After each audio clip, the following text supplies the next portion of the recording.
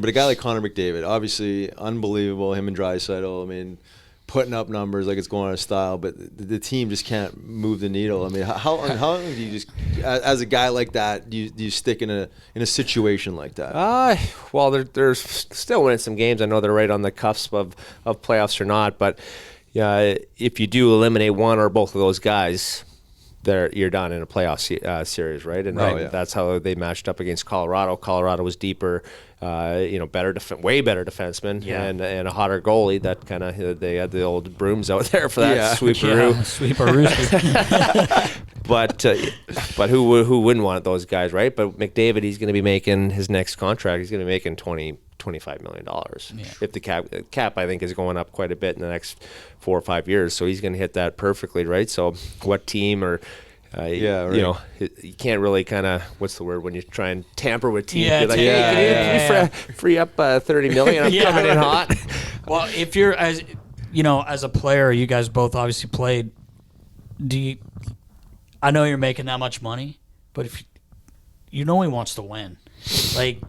Do you finally get to that point where, like, what do they do? What can they do? And, they gave Nurse all that money. Yeah, that could be ended up one of the worst signings. Yeah, right. Someone was chirping him. I saw that. Yeah, I can't remember who that was. It was 2 days ago. Yeah, during a game, they're like, you do nothing out here. I kind of felt bad for you. $9 million, but that's a heavy contract.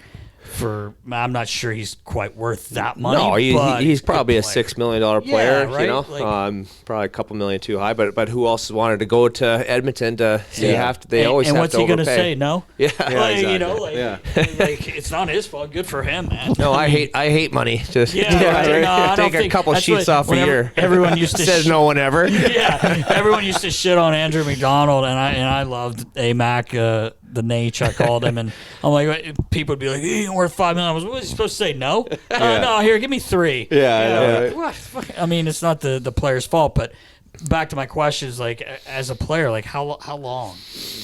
Well, you could do what Paul Kariya did when he signed in Colorado. He signed for $1 million 1 year, right? He didn't accept his QO in Anaheim, and then he signed with Timu in Colorado. He didn't win a Stanley Cup, but it was a $1 million deal. And then we signed him in Nashville, I believe. They're like 02 or something like that. But anyway, I don't know. Do you want to go somewhere with, Panarin, Zibanejad, and all these guys in a few years and try and win there for $5 million? He can probably afford a couple years, but at the same time, you want to make as much money as you can, 100%. But you need to have the support system around you too. The guys that. Draisaitl, he looks way underpaid. The deal that he got. What do you like? Yeah, so just those two alone are going to take up so much of your cap, right? I mean, and they are worth it. Yeah, they are worth it. I mean, I don't know. And that's when you need some young players, drafted players to come in and be the sneaky third, fourth line guys that have the big goals. Every year there's the Stanley Cup champions. They have that third and fourth line that score a goal a game or 2 goals in one game when it's a tight game, and you can't just always rely on your big boys, even though those guys are like the biggest boys in the world right now. So will they win? I hope they do win, just because it could just shut everyone up. And McDavid has won a cup, just like Ovi when he won. He's going to be the best goal scorer, never win a Stanley Cup. He put the team first for that year, he did. He sure did. And look what they did. So.